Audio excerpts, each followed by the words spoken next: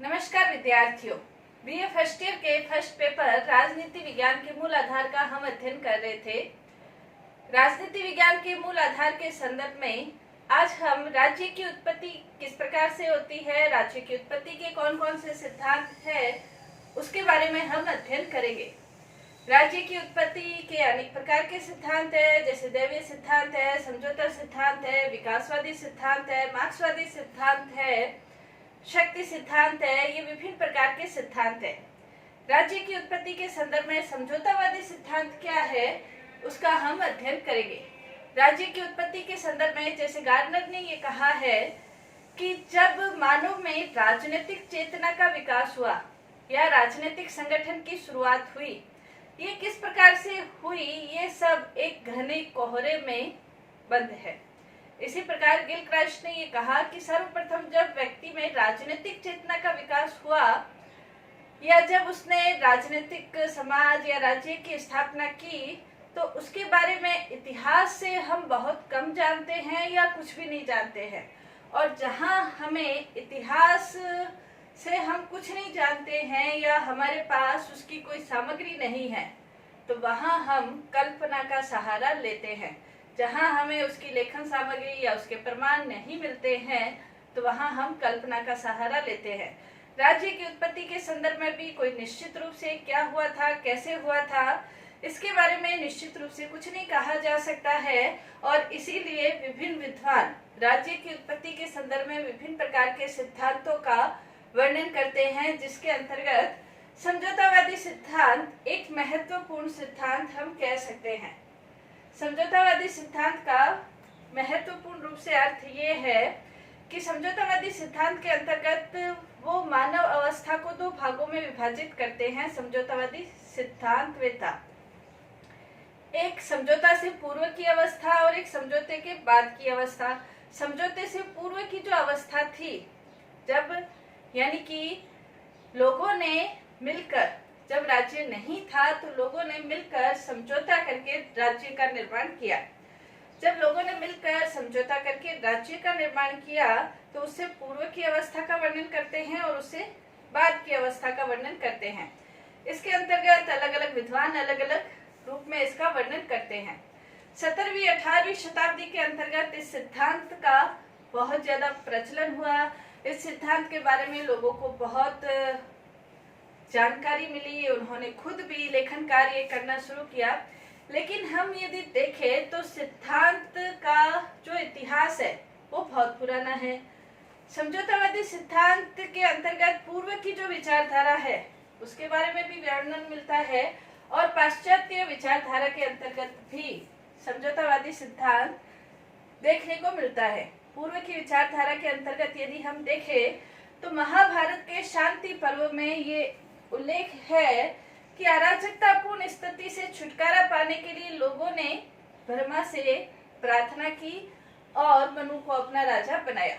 इसी प्रकार कौटिल्य ने भी ये कहा है कि अराजकतापूर्ण या मत्स्य न्याय की स्थिति से छुटकारा पाने के लिए लोगों ने मिलकर समझौता किया और विवस्वान के पुत्र मनु को राजा बनाया। जैन साहित्य, बौद्ध साहित्य में भी समझौता सिद्धांत के दर्शन हमें देखने को मिलता है। बौद्ध साहित्य के अंतर्गत हम देख सकते हैं कि बौद्ध साहित्य के अंतर्गत भी ये मिलता है कि इसमें लोगों ने आपस में समझौता किया एक व्यक्ति के साथ कि तुम जो दंड देने योग्य व्यक्ति है उसको दंड दो, और जो पुरस्कार देने योग्य व्यक्ति है उसे तुम पुरस्कार दो, और बदले में हम तुम्हें उपज का कुछ भाग देंगे। तो जैन साहित्य, बौद्ध साहित्य के अंतर्गत भी इसका वर्णन देखने को मिलता है।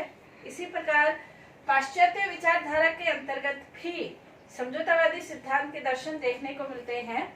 पाश्चात्यवादी विचारधारा के अंतर्गत सोफिस्ट जो वर्ग थे, उनकी विचारधारा में समझौतावादी सिद्धांत के दर्शन होते हैं। एपिक्यूरियन विचारधारा के अंतर्गत समझौता सिद्धांत के दर्शन होते हैं। अरस्तु की विचारधारा के अंतर्गत भी दर्शन होते हैं। लेकिन इसका यदि हम कहें कि प्रथम धार्मिक जो विचारक था समझौतावादी सिद्धांत का, वो मैनगोल्ड था, जिसने ये कहा था कि यदि राजा प्रजा के अनुसार या प्रजा के समझौते के अनुसार राज कार्य नहीं करता है तो प्रजा उसकी राजभक्ति के अधिकार से वो प्रजा को मुक्त कर देता है। मतलब प्रजा उसके आदेशों का पालन करे जरूरी नहीं है। इसी प्रकार प्रथम धार्मिक विचारक मैनगोल्ड और प्रथम वैज्ञानिक जो अंग्रेज था समझौतावादी सिद्धांत का, वो हुकर था। हुकर ने इसका व्यवस्थित रूप से, जो अंग्रेज विचारक था हुकर, उसने समझौतावादी सिद्धांत का स्पष्ट रूप से, व्यवस्थित रूप से, वैज्ञानिक तरीके से वर्णन किया है हुकर ने।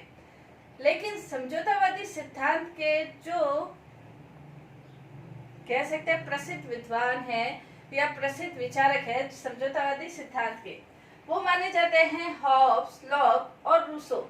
ये विद्वान माने जाते हैं समझौतावादी सिद्धांत के व्यवस्थित, वैज्ञानिक और क्रमबद्ध अध्ययन के रूप में इनका वर्णन मिलता है और इन्होंने समझौतावादी सिद्धांत को एक नया आयाम दिया है। इन तीनों की विचारधारा का समझौतावादी सिद्धांत के अंतर्गत यदि हम अध्ययन करें तो तीनों के समझौतावादी सिद्धांत का जो वर्णन है वो इन्हीं पॉइंट्स के रूप में मिलता है, लेकिन तीनों का जो वर्णन है वो अलग अलग रूपों में मिलता है। जैसे मानव स्वभाव के बारे में,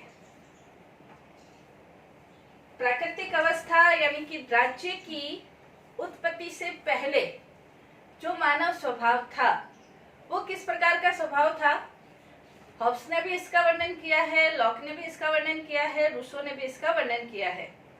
हॉब्स के अनुसार राज्य की उत्पत्ति से पहले जो प्राकृतिक अवस्था थी, उस प्राकृतिक अवस्था के अंतर्गत जो मानव का स्वभाव था, तो वो ये मानता है कि मानव स्वार्थी था, झगड़ालू था, भय से आक्रांत था और इस तरह का कह सकते हैं पशु तुल्य उसका व्यवहार था। जबकि लॉक मानव स्वभाव को बिल्कुल हॉब्स से बिल्कुल अलग मानता है।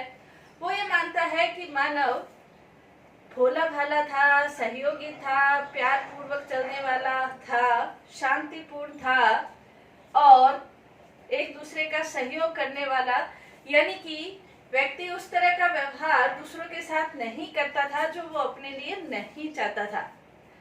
रूसो के जो विचार थे मानव स्वभाव के संबंध में, रूसो के विचार लॉक से मिलते हैं, लेकिन वो ये मानता है कि मानव शांत, सुशील, सहयोगी ये था, इसके गुण थे, नम्रचित्त था। लेकिन धीरे धीरे जब सभ्यता का विकास हुआ उसके बाद मानव के अंदर स्वार्थ की प्रवृत्तियां आने लगी और जब मानव के अंदर स्वार्थ की प्रवृत्ति आने लगी तो मानव का स्वभाव स्वार्थी, ईर्ष्यालु, भयभीत, इस पर संघर्षशील, झगड़ालू, इस तरह का स्वभाव रूसो मानता है हो गया। यानी कि हॉब्स मानव के स्वभाव को बुरा मानता है, लॉक मानव के स्वभाव को बहुत अच्छा मानता है, रूसो जो मानता है कि पहले खराब था लेकिन सभ्यता के विकास ने मानव के स्वभाव में परिवर्तन कर दिया। तो तीनों की जो मानव स्वभाव के संबंध में जो धारणा है वो अलग अलग है। प्राकृतिक अवस्था के बारे में भी जो वर्णन मिलता है, प्राकृतिक अवस्था का वर्णन हॉब्स ने भी किया है, लॉक ने भी किया है और रूसो ने भी किया है। प्राकृतिक अवस्था का जो वर्णन किया है, प्राकृतिक अवस्था का रूसो ने जो वर्णन किया, हॉब्स ने जो वर्णन किया है वो ये मानता है जिस प्रकार का मानव स्वभाव है उस अनुसार प्राकृतिक अवस्था होगी। यानी कि जो प्राकृतिक अवस्था है वो प्राकृतिक अवस्था क्षणिक, क्षणभंगुर, पशु तुल्य, एकाकी और नश्वर, गरीबी से युक्त, भयभीत, इस तरह की संघर्षरत, इस तरह की प्राकृतिक अवस्था जब राज्य नहीं था, हॉब्स ने वर्णन किया है। लॉक ने जो वर्णन किया है, लॉक ने प्राकृतिक अवस्था का वर्णन ये किया है कि प्राकृतिक अवस्था शांति प्रिय, सहयोग प्रिय, सुखी, इस तरह की प्राकृतिक अवस्था थी। और रूसो ने जो वर्णन किया है, रूसो ने प्राकृतिक अवस्था का जो वर्णन किया है, रूसो ये कहता है कि जब प्रारंभ के अंतर्गत एक भोला भाला पशु तुल्य व्यक्ति अपना जीवन व्यतीत कर रहा था, लेकिन सभ्यता का विकास हुआ, सभ्यता के विकास के बाद प्राकृतिक अवस्था में स्वार्थ, ईर्ष्या, द्वेष, लड़ाई झगड़ा, मैंपन की भावना, संपत्ति की भावना, भय की भावना, इस तरह की भावनाएं प्राकृतिक अवस्था के अंतर्गत विद्यमान हो गई। तो इसका तीनों अलग अलग विद्वान हॉब्स, लॉक और रूसो प्राकृतिक अवस्था का अपना वर्णन अलग अलग करते हैं। प्राकृतिक अवस्था के बाद समझौता का कारण, यानी कि राज्य के निर्माण के लिए जो समझौता हुआ वो किन परिस्थितियों के कारण समझौता हुआ। हॉब्स ने जो समझौते का कारण माना है, हॉब्स ने समझौते का कारण माना है अराजक स्थिति से छुटकारा पाने के लिए, भय से छुटकारा पाने के लिए और अपनी संपत्ति की रक्षा के लिए व्यक्तियों ने आपस में मिलकर समझौता किया। यानी कि अराजक स्थिति से छुटकारा पाने के लिए, अन्यायपूर्ण अत्याचार स्थिति से छुटकारा पाने के लिए, खुद की सुरक्षा के लिए व्यक्तियों ने आपस में मिलकर समझौता किया।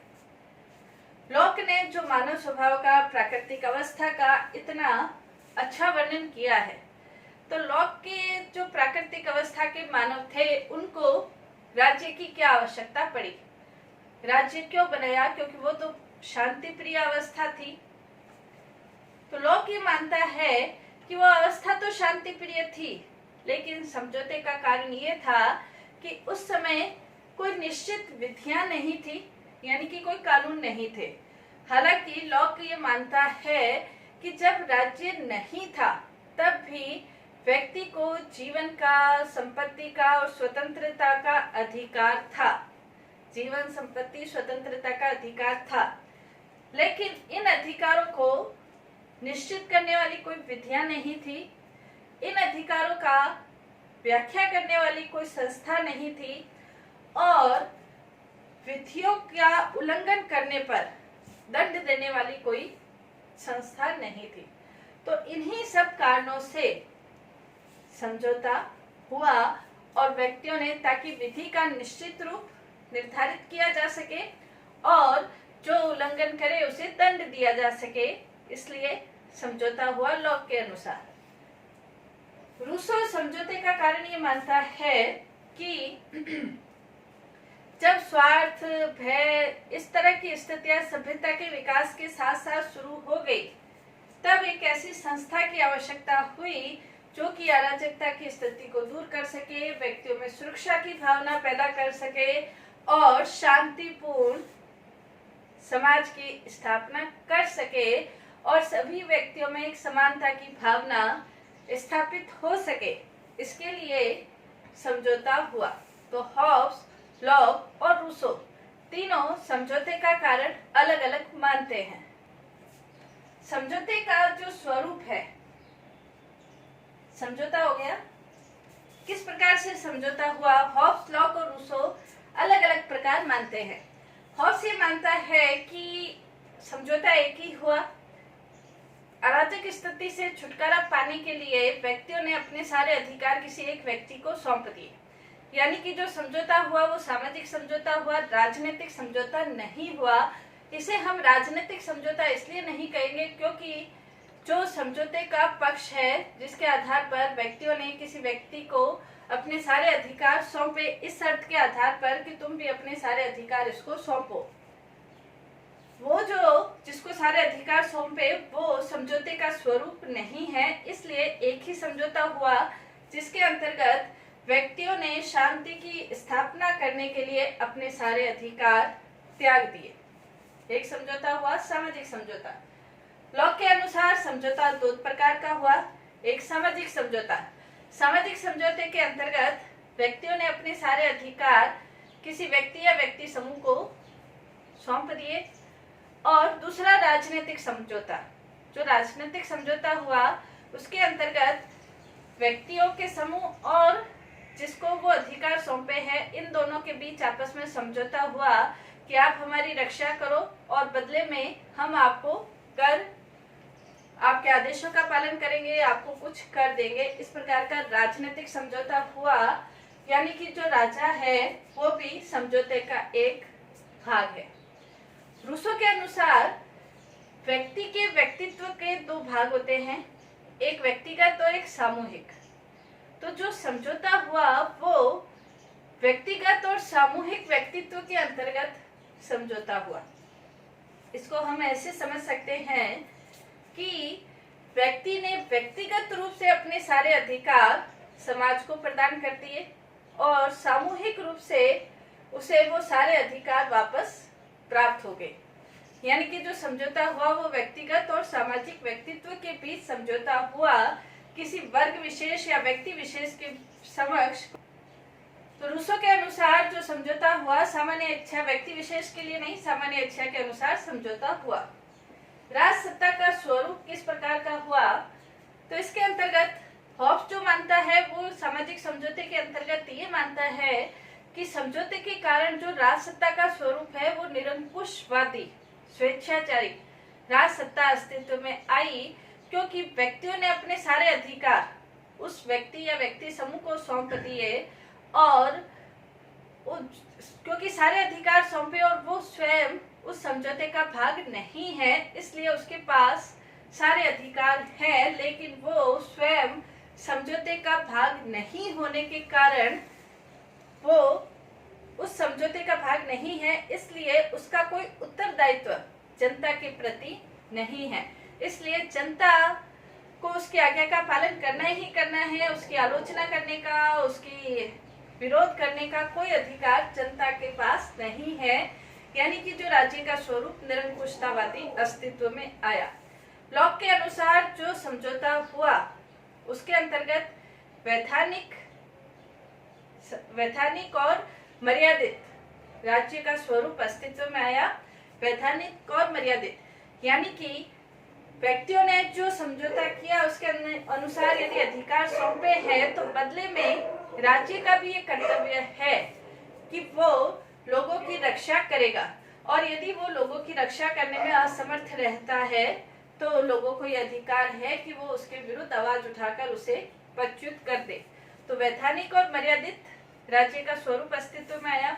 रूसो के अनुसार जो राज्य का स्वरूप आया अस्तित्व में, उसके अनुसार सामान्य इच्छा अस्तित्व में आई।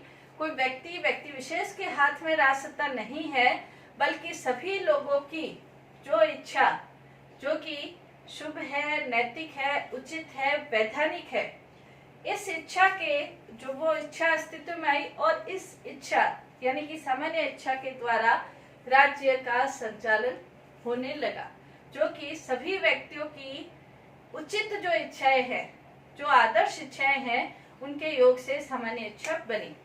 तो सभी लोगों की सामूहिक इच्छा जो सार्वजनिक हित में है उसके अनुसार राज्य बना।